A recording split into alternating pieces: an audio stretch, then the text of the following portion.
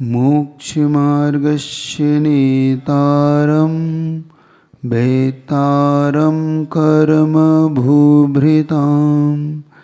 ज्ञातारं विश्वतत्त्वानां वन्दे तद्गुणलब्धये। देवादिदेवादिनाथ भगवान की, आचार्य प्रभुमा स्वामी जी मुनि महाराज की, आचार्य गुरु विद्यासागर जी महाराज की। बोले श्री मुनि श्री विशाल सागर जी महाराज की जय। चलेगा, अपना जो विशेष सूत्र था उसी पे थोड़ा सा एक बार और आपको ले चलो। तो चर्चा थी हमारे क्रियाओं में मिथ्यात्व क्रिया क्या है। मिथ्यात्व क्रिया हमारी वह विपरीत मान्यता जो हमें अपनी विचारधाराओं में जो हम विपरीतता लाए आते हैं, गलत ट्रैक पे हम चलते हैं, वस्तु के स्वरूप को जैसा है वैसा स्वीकार नहीं करते, और उसके बताने वाले जो देवशास गुरु हैं उनके विषय में अगर हम विनय से वैनिक मिथ्यात्व है, संसायिक है, इनके चक्करों में हम अन्य जगह भी अन्य को स्वीकार जो कर लेते हैं, एक प्रकार का मिथ्यात्व। फिर इसमें मूढ़ता का जो विशेष प्रसंग था, मूढ़ता का मतलब होता है वैसी परंपराओं को ढोना जिनका कोई भी धर्म से संबंध नहीं है, किंतु उन्हें धर्म मानकर आगे बढ़ाना। हम जो धर्म मान लेते हैं, जिन्हें हम अपने उद्धार और कल्याण का कारण मान लेते हैं, वास्तव में वो न कल्याण का कारण है, न वो उद्धार का कारण है, बल्कि वो एक परंपरा है जिसे हम अपनी मान्यता में ले आते हैं। कल आपके सामने कुछ चीज़ें रखी थी, जैसे सामान्य परिभाषा तो ये होती है उसकी, जैसे कि देव मूर्ता, गुरु मूर्ता, है ना।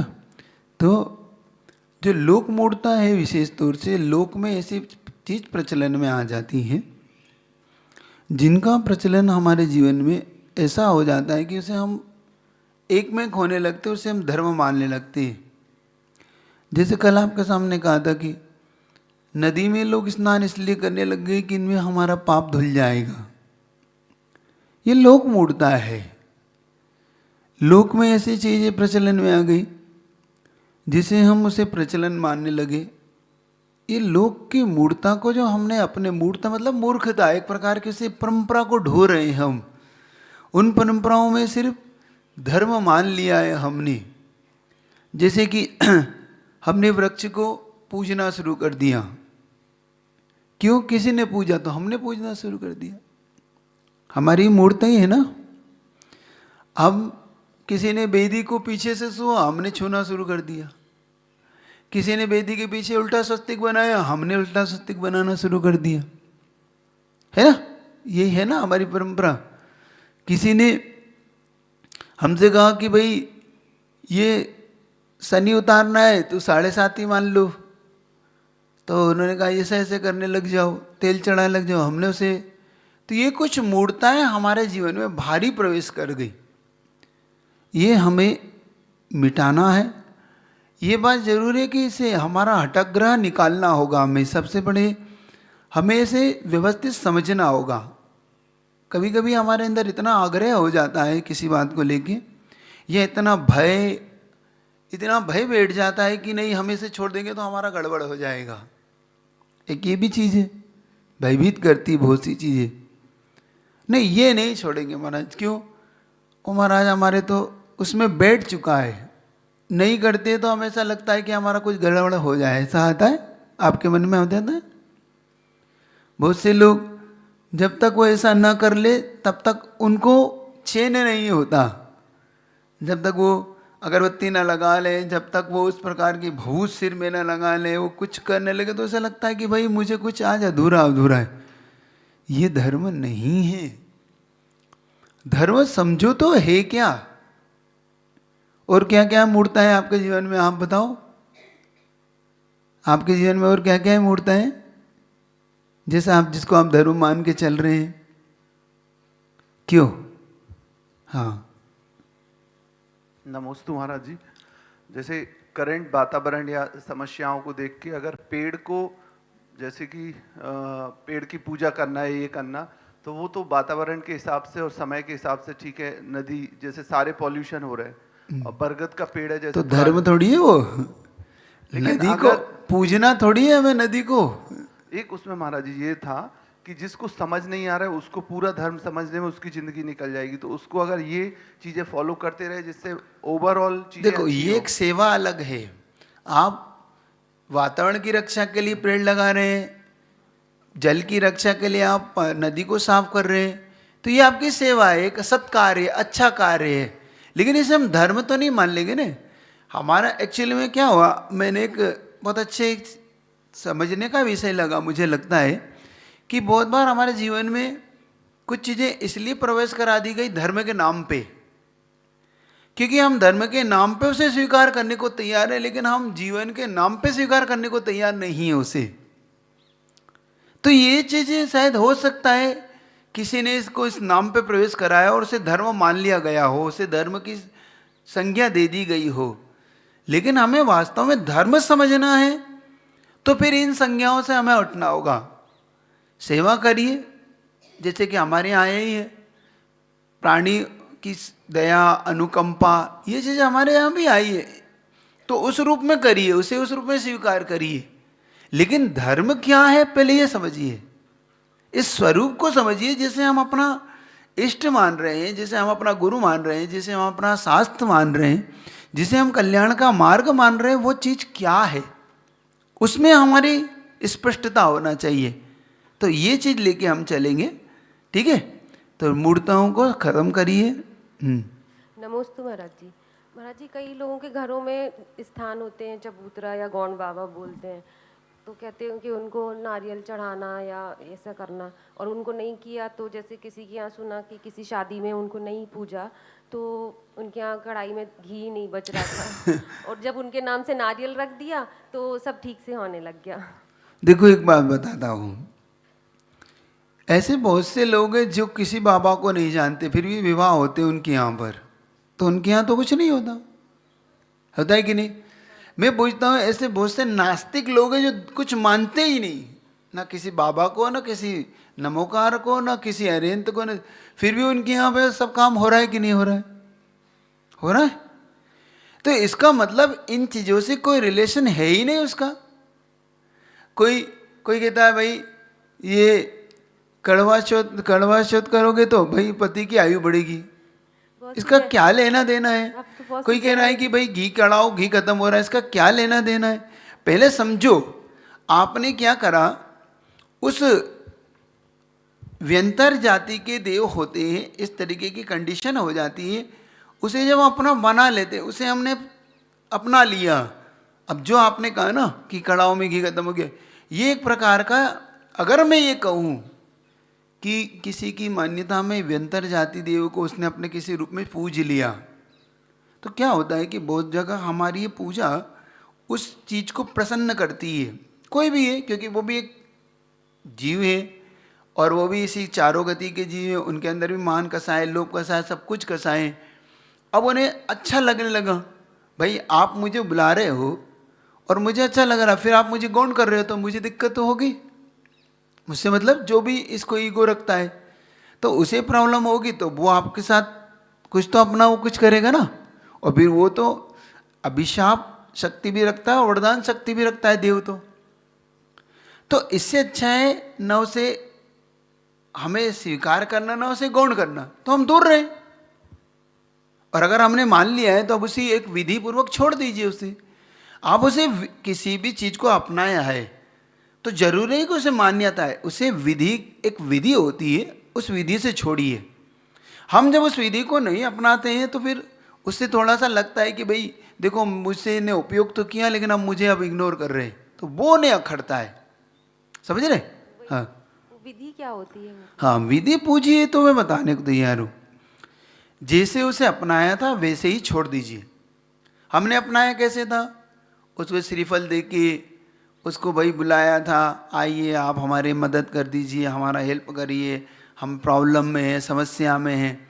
तो अब हमारी समस्या निपट गई, तो विधि क्या है, ये विधि थी। अब मैं सच्चे देवदास गुरु को स्वीकार करता हूँ, अब मैं उनकी शरण लेता हूँ। मैंने आज तक आपको अपना हित मानकर माना था, लेकिन अब मैं उनकी ही शरण लूँगा। इसके अलावा अब मैं आपके प्रति राग द्वेष नहीं रखता हूँ, और आप भी सच्चित गुरु की शास्त्र की शरण में जाइए और उनकी सेवा कीजिए।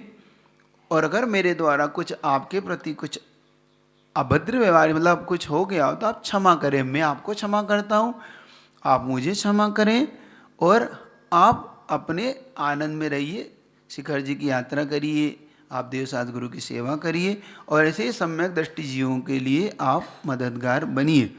बस जय जिनेन्द्र, हो गया काम। और एक श्रीफल भगवान के सामने, और अब भगवान के पास जाइए। ईश्वर जहाँ पार्षनाथ भगवान आते हैं, जिनको भी आप मानते हैं, वहाँ जाके आप प्रार्थना करिए कि मैं अभी तक मिथ्यात्व में ग्रसित था, इस मिथ्यात्व को अब मैं छोड़ता हूँ, अब मैं आपकी शरण लेता हूँ, आप ही मेरे मंगल हैं, आप ही मेरे उत्तम हैं, आप ही मेरी शरण है। इसके अलावा मेरे से अगर कोई ऐसा मिथ्यात्व पूजा गया हो तो वो मिथ्यात्व मेरा दूर हो। मैं अब आपकी शरण हूँ, आप ही मेरे सब कुछ हैं। बस कायसर करिए और उनकी शरण में रहिए, फिर देखिए आपके साथ कुछ भी ऐसा नहीं होने वाला। हम गलत ट्रैक से जाएंगे, इग्नोर करेंगे, तो फिर वो अपना असर तो दिखाएगा, वो भी अपना प्रभाव दिखाएगा, क्योंकि वो प्रभाव तो रखता ही है।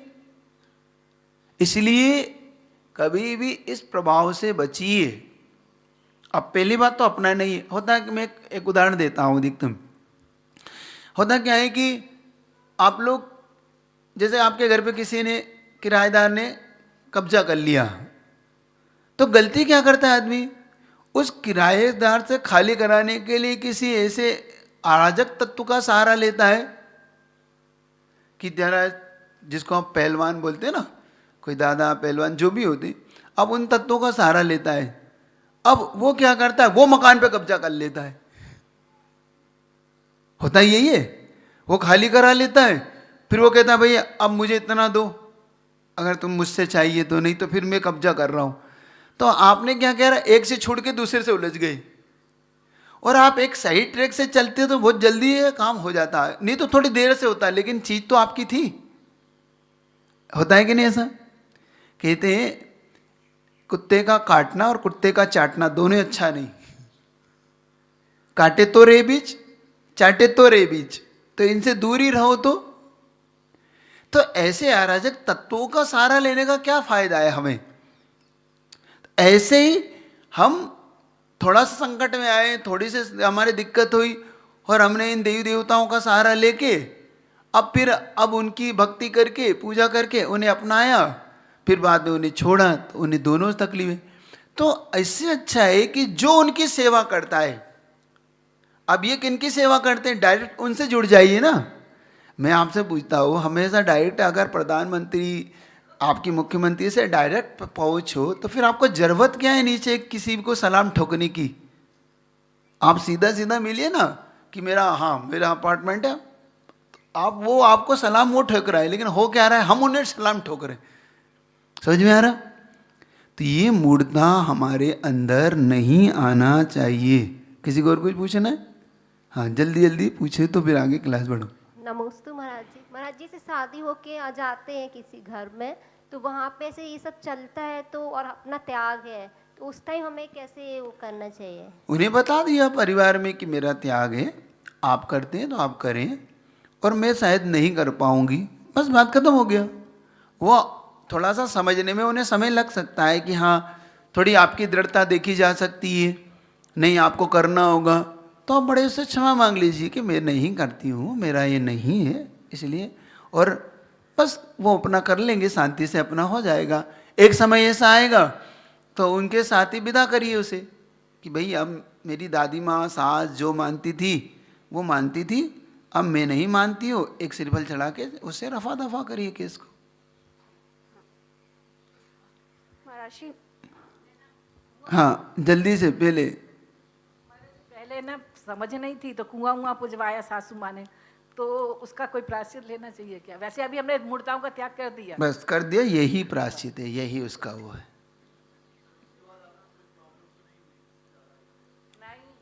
हाँ चलिए। महाराज नमोस्तु। बचपन में मेरी दादी ना, जैसे रक्षाबंधन वाले दिन अकंपनाचार्य आदि 700 मुनि राजों को पहले आहार देकर फिर हम श्रावकों ने ग्रहण किया था, ऐसी प्रथा थी। तो मेरी दादी मेरे घर की बाहर की दीवार पर 2 वो बनवा देती थी, उसमें सेवई की खीर चिपकवा देती थी। फिर वो कहती वो थी सब अब एक तो खाओ। मूर्ता है ना, देखो ये भी एक मूर्ता है। ये क्या मैं बताऊं, इसके पीछे एक सिस्टम क्या होता है। एक सिस्टम होता है कि हमें भगवान हमें क्या बताया गया है कि मुनि महाराज को आहार दान करना बहुत बड़ा फल है। और अकंपनाचार्य आदि मुनि महाराज, विष्णु कुमार मुनि महाराज ऐसे ऐसे संकटों से गुजरे और उन्होंने, विष्णु कुमार मुनि महाराज ने वात्सल्य पर्व के रूप में इसे मतलब संकट दूर किया। तो हमारे दिमाग में थ्योरी क्या बैठ गई कि अब 700 मुनि महाराज तो हमारे बीच में नहीं है, तो भाई कुछ कंडीशन मुगलों के समय ऐसी भी आई कि साधुओं का अभाव हुआ। तो अभाव होने में फिर हमारे लिए भाई उन्होंने कहा भावों से दान करो। अब साक्षात नहीं है तो भावों दान करो, क्योंकि अपन ये, तो फिर उन्होंने कहा कि मुनि महाराज को इस तरीके से बनाओ। और चूंकि आप जिस एरिया की चर्चा कर रहे हो वो हस्तिनापुर वो ही है, जिस एरिया में आप रहते हैं, दिल्ली है, हरियाणा है, पश्चिमी उत्तर प्रदेश है, ये पूरा हस्तिनापुर के निकट का एरिया है। कुरुक्षेत्र का आसपास का एरिया, मेरठ है, ये सब जो एरिया है, तो उस एरिया में प्रथा ये विशेष तौर से रही। तो उन्होंने क्या किया भाई, 700 मुनि महाराज को आहार दान करना है, तो उस तरीके से उन्होंने आकृति बनाई।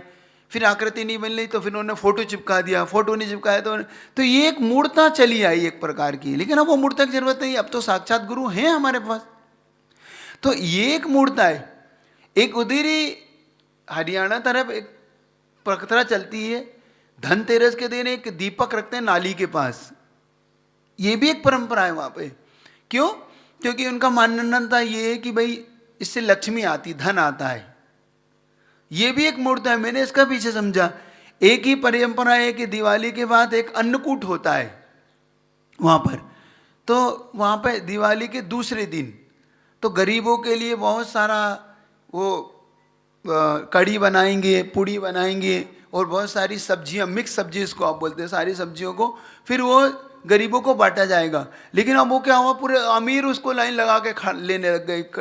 मतलब इतनी केटलियां भर भर के वो छाछ ले जाते और फिर वो पूड़ी ले जाते और 2-2 3-3 दिन तक खा रहे उसको कि नहीं भाई ये अन्नकूट है। तो अन्नकूट वो गरीबों के लिए था, तुम लोग अपने अमीर का क्या काम था। और वो परंपरा क्या थी, एक्चुअली वो परंपरा ये थी, देखो वो मिक्स सब्जी की कोई परंपरा नहीं थी, ना कोई छाछ वाछ कड़ी की कोई परंपरा थी। हुआ ये था कि भाई जब अमीरों ने सोचा कि भाई गरीबों के लिए हम क्या कर सकते हैं, हम तो दिवाली मना ली, हमारे यहाँ तो मेहनत करने वाला जैसे हम्माल है या जो कुछ लोग थे, अब उनकी दिवाली कैसे मने। तो उन्होंने कहा भाई सबके पास जो जो बचा है वो सब ले आओ, और भी गरीबों को एक साथ उन्होंने बांटना शुरू किया। जब उन्होंने बांटना शुरू किया तो धीरे धीरे ये परंपरा चल पड़ी, ये धर्म का रूप ले लिया इसने, अब वो एक धर्मों के रूप में बदलने लगे। तो बहुत सारी चीजें हमारे यहाँ प्रवेश करी है मित को मूर्ता के रूप में, समझे। नमस्ते महाराज जी। महाराज जी मेरा प्रश्न है कि नजर ना लगे इसके लिए काला धागा पहनते, काला टीका लगाते, नजर उतारते, तो ये सब कहाँ तक सही है? धर्म मान के तो नहीं करते, धर्म मान के करना और एक उसको तंत्र विद्या के रूप में करना, ये तंत्र विद्या एक्चुअली में। ये जो नजर उतारना है एक तंत्र विद्या है। तंत्र विद्या का मतलब होता है जब हमारे मन में डिप्रेशन आने लगता है, हम किसी चीज से हमारी नेगेटिविटी आती है, तो उस नेगेटिविटी को दूर करने के लिए नजर उतारी जाती है। जैसे कि कोई भी नई मूर्ति आती है, देखना उसे काला धागा पहना देते हैं जब तक तो उसकी प्रतिष्ठा नहीं होती। कोई भी दीक्षार्थी होता है तो उसे थोड़ा सा पहना देते हैं, काला टीका लगा देते, बच्चे को लगा देते, हाय पहना देते हैं। तो ये चीज एक्चुअली में हमारी भावों का संप्रेषण से उसकी जो नेगेटिविटी वहाँ का जो बना है उसे दूर करने का एक सिस्टम था। ये कोई ये धर्म नहीं है, ये एक तंत्र क्रिया है। तंत्र क्रिया का मतलब होता है वहाँ पे उस वातावरण को मिटा देना जिससे आपके अंदर एक गलत धारणा बैठी है, मुझे कुछ हो रहा है। तो जब उस वहाँ की नेगेटिविटी को मैंने मिटाया तो मिट गया। अब वो कोई झाड़ू से उतारता है, कोई भिलामे से उतारता है, कोई नमक की डली से उतारता है, कोई 7 चिंदियाँ ले लेता है, तो ये कोई सरसों से उतारता है, कोई किसी से उतारता है, कोई बत्ती ले लेता है, सरसों तेल की बत्ती से उतारता है कोई कोई। तो ये आपके अपने अपनी जगहों पे अपने अपनी कंडीशन है देखो उतारने की। तो ये वो समस्या को मिटाने के लिए की गई क्रिया है, वो तंत्र क्रिया है, वो धर्म नहीं है। तो महाराज जी ये मतलब इससे कुछ होता है कि बस ऐसे ही मन नेगेटिविटी दूर करने का, ये वास्तु शास्त्र में आप जब जाएंगे ना तो ये नेगेटिविटी दूर करने का एक तरीका है। तो ठीक है, तंत्र क्रिया मैं बताता हूँ, एक तंत्र क्रिया का मैं उदाहरण देता हूँ। एक व्यक्ति मेरे पास आए, महाराज जी हमारे परिवार में बहुत दिक्कत है। मैंने क्या प्रॉब्लम है? तो उन्होंने कहा कि हमारी बहन है, सिस्टर है, उनके यहाँ पे कोई रख जाता है रोज। क्या रख जाता है?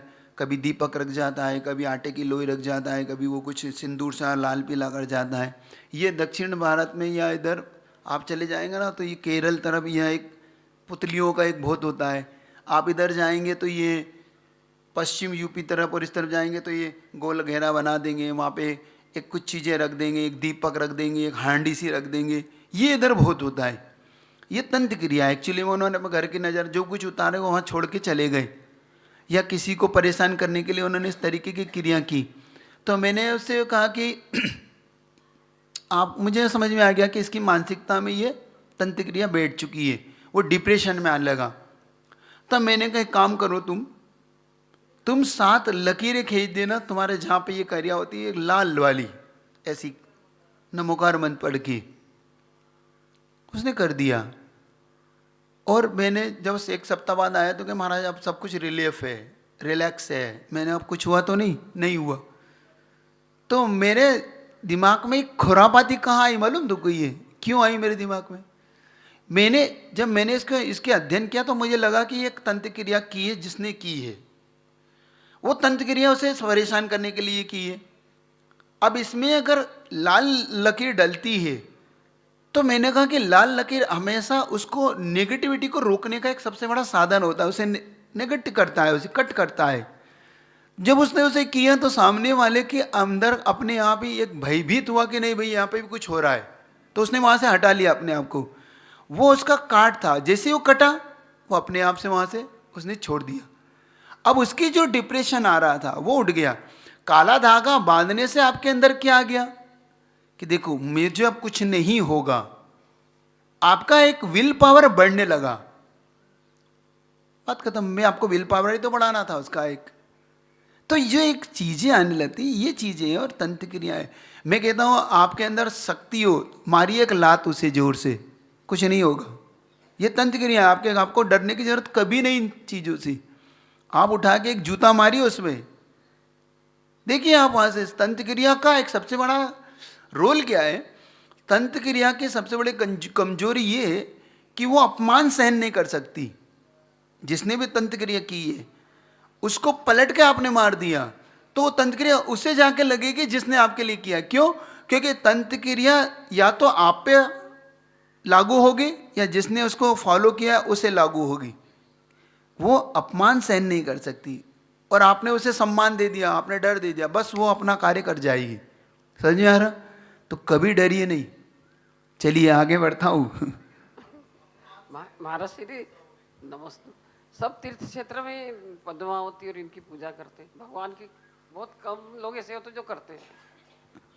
तो वो उनकी प्रॉब्लम है, अपने क्या करना, हमें क्या करना। वो पूजा आप तो नहीं करते। मूर्ता तो नहीं, मूर्ता क्या है? ये देखो देवता पूजना है, उसका क्या लेना देना। वो एक अलग कंडीशन है, वो मिथ्यात्व। मैंने एक मिथ्यात्व में मैंने कहा ना, हम उसे किस रूप में पूजते हैं।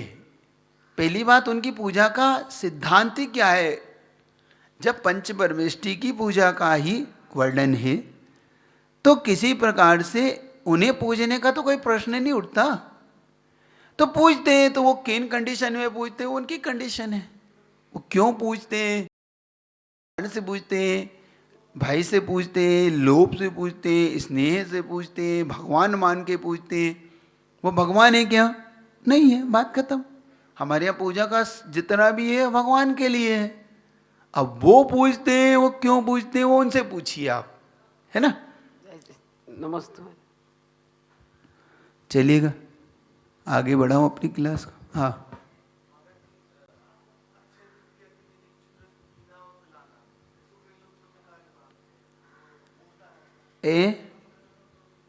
अक्षय तृतीया क्या हो गया?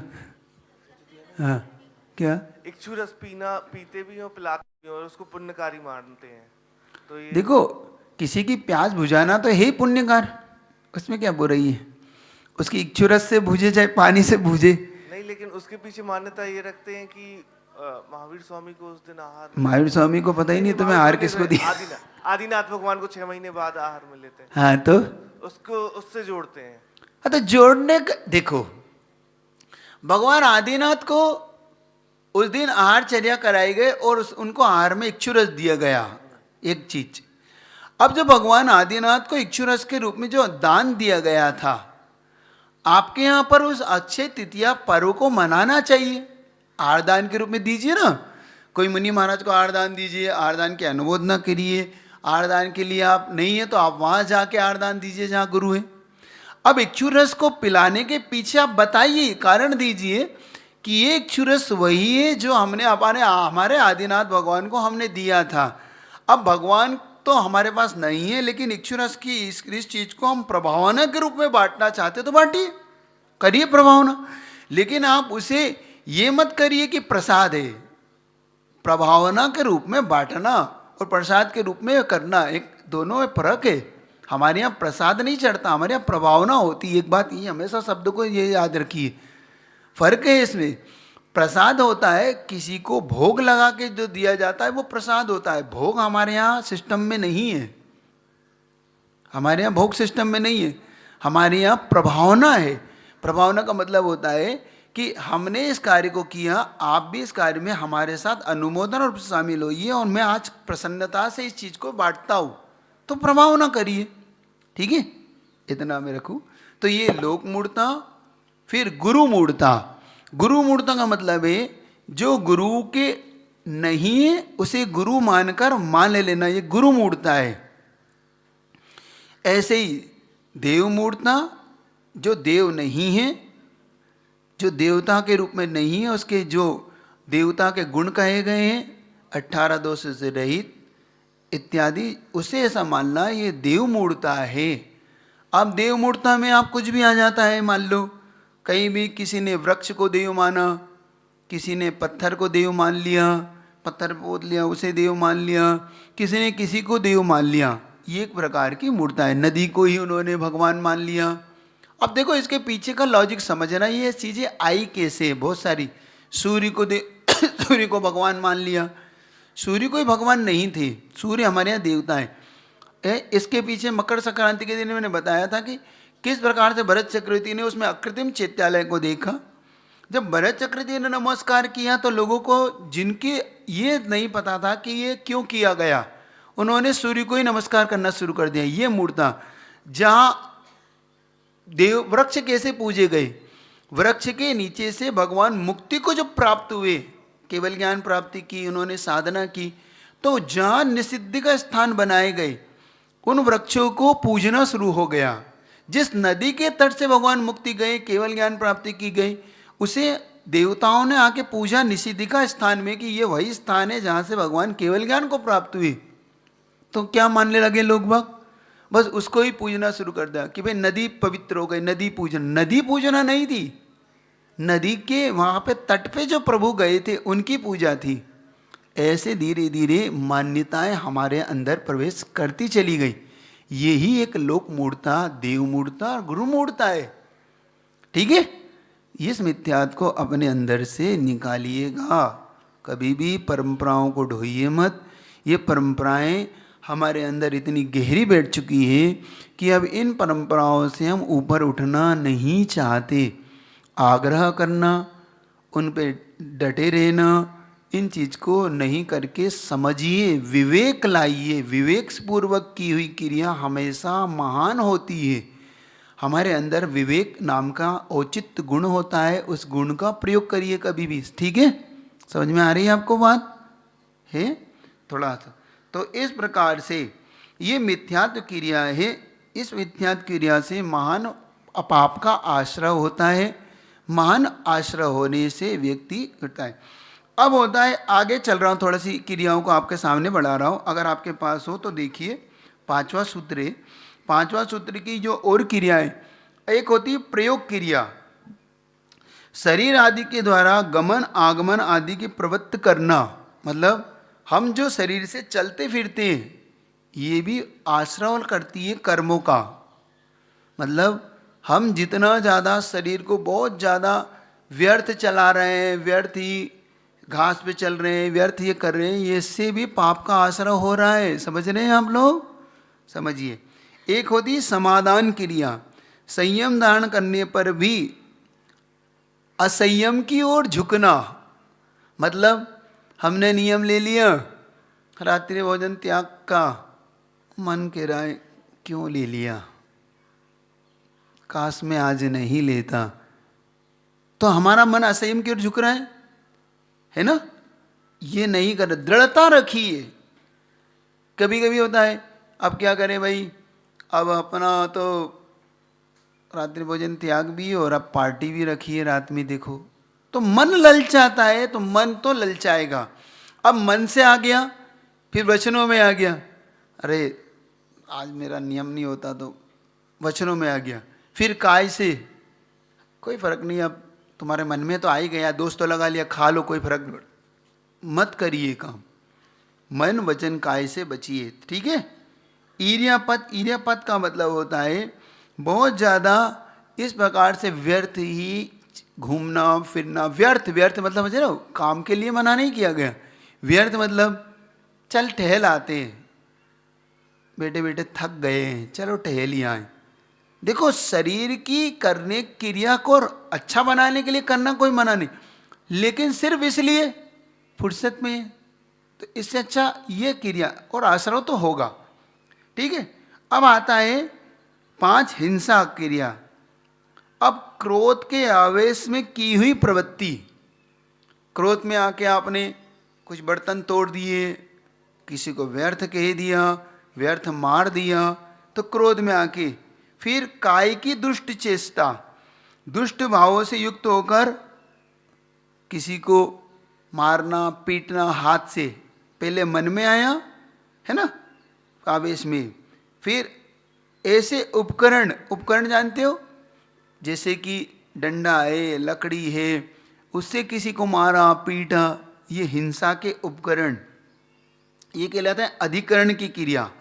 फिर कहते हैं पारिताप की क्रिया, दूसरों को दुख उत्कर करने वाली क्रिया करना, उसके प्रति ऐसे भाव करना, ये पारिताप की क्रिया कहलाती है। फिर पाणिप्राति की क्रिया, किसी के सामने वाले की इस प्रकार से हिंसा कर देना, दुख दे देना, किसी प्राण ही चले जाए। जैसे चींटियाँ थी, आपने सीधे सीधे उन पर फॉलीडार छिड़क दिया, स्प्रे कर दिया, अब वो सारी चींटियाँ मर गई। आपने चूहा पकड़ने के चूहादानी में सीधा सीधा उसमें गोलियां रख दी, वो खा के मर गया। आजकल तो ऐसे ऐसे पत्र आने लगे, उसमें चूहे चिपकने लग जाते हैं। कांकरोच थे, सीधा आपने उन पर छोड़ दिया। ये सब क्रिया हिंसा की क्रिया है, इनसे तीव्र पाप का आश्रय होता है। समझ में आ रही है आपको? नहीं आ रही? आ रही कि नहीं आ रही? ठीक है, तो सावधानी रखिए। फिर होता है भोग बढ़ाने वाली जो पंचेंद्रियाएं, उनकी क्रिया से, जैसे दर्शन क्रिया, राग से युक्त होकर स्त्री पुरुष को देखना, उनमें रमण इत्यादि करने की जो प्रवृत्ति है वो दर्शन क्रिया है। स्पर्शन क्रिया, प्रमाद के वश स्पर्श योग सचेतन पदार्थ का स्पर्शन करना, मतलब उसे इस भाव से स्पर्शन करना। प्रत्येक क्रिया, नए नए चीज़ों से उत्पन्न होकर, जैसे मेरा यह कपड़े कितने अच्छे हैं, मेरी गाड़ी कितनी अच्छी है, मेरा आज आभूषण कितने अच्छे हैं, नए नए आभूषणों को इत्यादि लेके प्रत्येक क्रिया करना। समुन्पात की क्रिया, स्त्री पुरुष और पशु इत्यादि स्थान जहाँ पर हो वहीं पर लघु शंका दीर्घ शंका करना, वहीं पर थूक देना। अब वो वहाँ से निकलेंगे कैसे, वो वहीं से कैसे गुजरेंगे? आपने गंदगी कर दी वहाँ पर। देखो हम वातावरण, जैन शासन वातावरण की रक्षा करना भी जानता है।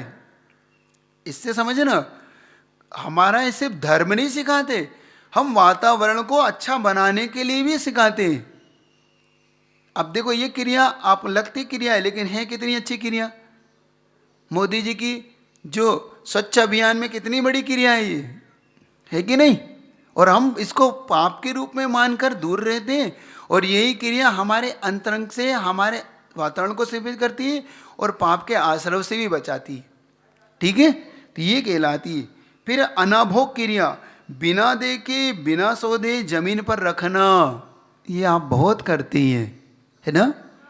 कहीं भी आपने चटाई पटक दी, कहीं भी आपने अपने बिस्तर पटक दिए, वस्त्र पटक दिए, आपने जूते चप्पल उतारा और कहीं भी देखा ही नहीं नीचे क्या है।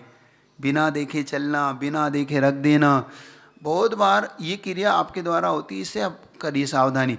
जैसे आपने गर्म बर्तन लिया, सीधा रख दिया नीचे, और आप देखा ही नहीं नीचे चींटियाँ का था, बहुत सारी चींटियाँ थी।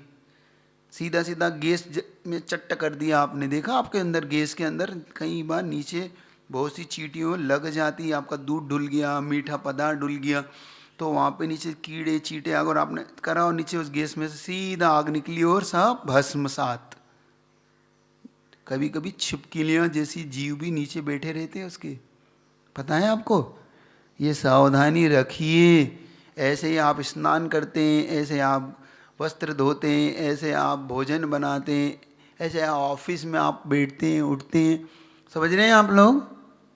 ये सब पाप का आश्रय लाने वाली क्रिया। ये 25 क्रियाओं को अच्छे तरह से देखिए। फिर अब 5 धर्माचरण में दोष कारक क्रिया। देखो अब धर्माचरण मतलब स्वहस्त क्रिया, दूसरे के द्वारा करने योग्य क्रिया को स्वयं कर लेना। इसको दादा गुरु महाराज कहते थे। जैसे आजकल लोग घर में ही सेविंग बना लेते हैं, ये दूसरे की क्रिया थी। किसकी क्रिया थी ये? नाई का काम था। उसका तुमने बेचारे का जीवन खतरे में डाला। आपने खुद ने घर में बना लिया, अब उसका क्या होगा? स्वहस्त क्रिया। आपने बुट पॉलिश कर ली, वो बेचारा पॉलिश करने वाला क्या करेगा? उसका जीवन कैसे चलेगा? आप तो इसलिए दादा गुरु कहते थे घर में रोकन नौकन इत्यादि रखना कभी बुरा नहीं होता, इससे एक व्यक्ति का जीवन यापन होता है। तो बुराई नहीं है नौकर रखने में। स्वस्थ क्रिया, समझ रहे हो? बात समझ में आ रही? हाँ महाराज जी, एक इसमें क्वेश्चन आता है, जैसे घर में नौकरानी रखने में कोई दोष नहीं है, जैसे घर में काम वाली बाई रहती है, हाँ, तो वो उतने विवेकपूर्ण तरीके से कभी नहीं कर सकती काम, जैसे कि तो उसे विवेक सिखाया जाता है। यही तो है जैन। एक बात बता रहा हूँ, आप किसी काम वाली बाई को, आप जो मुझे आपने लॉजिक दिया उसको मैं बताता हूँ। किसी भी काम वाली बाई से आप पूछेंगे ना, तो वो अन्य जगह काम करने और आपके यहाँ काम करने बड़ी सावधानी रखती है। वो आप खुद देख लेना, उसके काम करने के तरीके में सावधानी है। क्यों? क्योंकि उसे पता है कि अभी यहाँ टोक दिया जाएगा मुझे, यहाँ बर्तन नहीं रखो, देखो वहाँ चींटियाँ हैं, तुरंत टोक दिया जाता है। और वहाँ उसने नहीं कहा, उसने कहता मार फेंक इनको चींटियों को, यहाँ से निकाल के फेंक। तो ये सावधानी सिखाई जाती है जैनियों में। गर्म पानी ऐसा नहीं डालो, ठंडा करो उसे, फिर छोड़ना इसको। अरे देखो इनके यहाँ पे कितनी, वो खुद कह देती है कि देखो उनके यहाँ पे हम बिल्कुल विवेक से काम करना पड़ता है। तो इसे सिखाया जाता है। तो इससे 2 लाभ होते हैं। वो अपने घर में भी विवेक करने लगता है कि नहीं नहीं ये नहीं करना है मुझे, हमारी मालकिन ने सिखाया है कि ये काम नहीं करना है, मुझे ऐसा पाप नहीं करना। तो ये देखो 2 लाभ हुए ना, उसका जीवन भी सुधरा, हमारा जीवन भी सुधरा। उसने बल्कि कई काम वाले बाइयाँ अपने यहाँ से नॉनवेज छोड़ के अहिंसक हो जाती हैं। ये मत सोचो कि आपकी संगति पाके वो लोग बदलते हैं धीरे धीरे। तो इससे चलिएगा। हाँ महाराज जी, जैसे बच्चे छोटे होते हैं तो छोटे बच्चे बाहर बाल कटवाने जाते तो रोते हैं, कई बार तो मैं घर पे ही काट देती हूँ। तो स्वस्थ क्रिया है। देखो क्रिया करते हैं, लेकिन मानना तो पड़ेगा ना दोष है। आप कर देते हैं ये एक अलग बात है, लेकिन स्वास्थ्य क्रिया तो है ना।